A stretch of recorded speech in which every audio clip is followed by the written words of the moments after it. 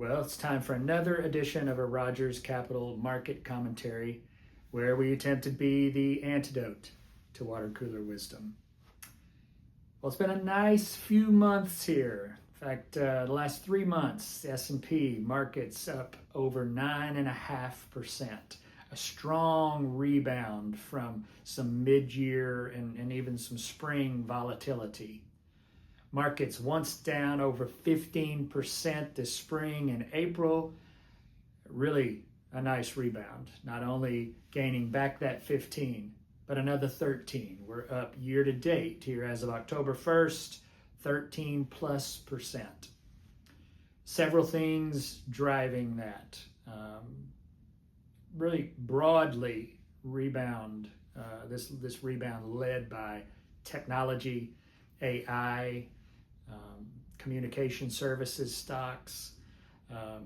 But really, I think maybe more to the point, we've earlier this year had a couple of clouds in the sky, uncertainties, yellow lights, if you will. We've talked about them on these videos throughout the year, but the first was tariffs. What the long-term effect would be, what the uncertainty of operating with tariffs on all these countries, the trade imbalance, what that would mean for investors. And then secondly, the Fed. Why rates are this high, and when are you going to start cutting rates now that we're at the inflation target you've told us about? So these two yellow lights or uncertainties been concerns, up to maybe these last several months here. The tariffs, I feel like, investors, Wall Street has kind of come to the point where they've digested these tariffs as negotiation on the administration's part. And that slapping tariffs on this country or that country was a means to an end to get a better trade deal. And that 30 days, 60 days, 90 days later, the tariffs would come off and maybe there'd be some improvement. But seeing this, I think, more as negotiation instead of long-term headwinds that create lots of inflation. I think economists and Wall Streeters, digesting that more as just short-term, near-term negotiation. In fact, even recently, slapping tariffs on India and there being almost no response from the markets. So I feel like that's kind of been a move to the positive on tariffs. The other is the Fed. We've had now one interest rate cut in September. We're supposedly going to get another in October. And whether that occurs and we get more this year or early next year, seems clearly obvious that in May, when this Fed chairman's term is up, there's going to be a change at that position. And Trump will nominate somebody who's more in line with his rate cutting preferences. So all that to say, markets getting comfortable with where tariffs are, maybe even improvements on those is some of those. A lot of the countries, we've come off the tariffs with them. And the easing of interest rates, the markets have just, they've been anticipating this improvement. And instead of yellow lights, these are kind of turning into green lights. And in fact, we only had those two lights. And so now, we really kind of have green lights almost across the board. And so that's why you see the resilience, the rebound you've seen in the markets here, from rate cuts to tariffs. And honestly, we've seen 30 new all-time market highs in the last few months here. So, really moving into a scenario where we've got green lights across the board. Now, I say all that. The headline in the news today is government shutdown, right? Again, this is not the first time. In fact, you could probably go into the archives here and find the last time we talked about one of these. But government shutdown. Let's just talk through this a little bit. What these are, what they usually mean for investors, how long they last, what the market performance is during these shutdowns, and then a year later. So the federal government's budget is fiscal. It runs until September 30th. And so on October 1st, if you don't have a budget or some continuing resolutions or something to keep it funded, then you have shutdown like this. So I'm going to blow some information, some numbers past you. You let me know what resonates with you. Okay, so we can go back to 1980. So 45 years of history. We have 11 government shutdowns. Okay, November of 81, 7 days. October of 82, 4 days. November of 83, 5 days. October of 84, 5 days. October of 86, 4 days. December of 87, 1 day. October 1990, 3 days.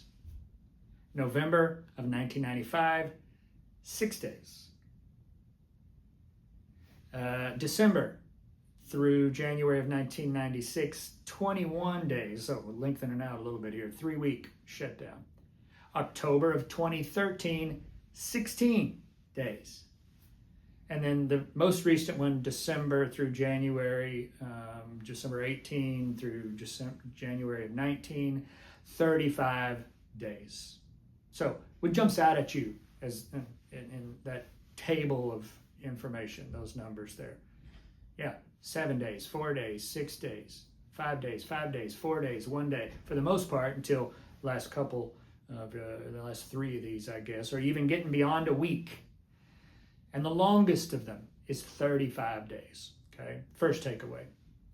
Now let me run some performance numbers by you. How does the market perform amidst all these headlines of government shutdowns and furloughed federal workers, and we're going to close the national parks, and okay, here comes some numbers.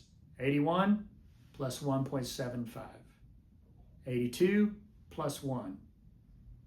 1983 plus 0.6% during these shutdown days. 1984 minus 0.17%. 86 minus 1.45. 87 plus 1.7. 1990 down 3.57. 95 plus 1.28. 96 plus 1.89. 2013 plus 2.65. 2019 plus 11.9.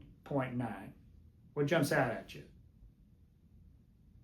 There's only 3 negatives in that list of 11, and they were relatively minor. You got a 3.5% drop in 1990, though that was probably not only shutdown driven, but we had a recession in 1990. Probably had a little something to do with that. But what do you see? You see just minimal volatility through those times, and honestly, a lot of it is positive. Most of it is positive. But what are the long-term effects? Let's take it from day one of the shutdown to a year later. So not just the market, performance during the shutdown, but a year later. Plus 12, plus 28.5, plus 1.6, plus 12, plus 13, plus 12, plus 19, plus 22, plus 23, plus 13, plus 26, this last most recent shutdown in 2018 and 19. Okay? What do you notice? Really strong performance 1 year later. Okay? So what are our takeaways? The first is, short-term volatility is common. It's possible. Sometimes even negative, especially in those first few days. But the longer the shutdown, 10 days-ish plus, you've got some investor anxiety there, but not even necessarily losses. In fact, not a loss in that string of numbers for longer during or certainly after, okay? But then the last takeaway for me, markets often rebound once a deal is reached, and the longer term performance, these numbers 12, 12, 28, 19, 22, 23, you honestly, you look back and you say, what shutdown? What happened? We can't even remember that anything happened. So, shutdowns. Historical performance, perspective is key. Okay? So, as always, happy to talk through these numbers and any other, but thought that might help with a little water cooler perspective here. We'll talk to you next time.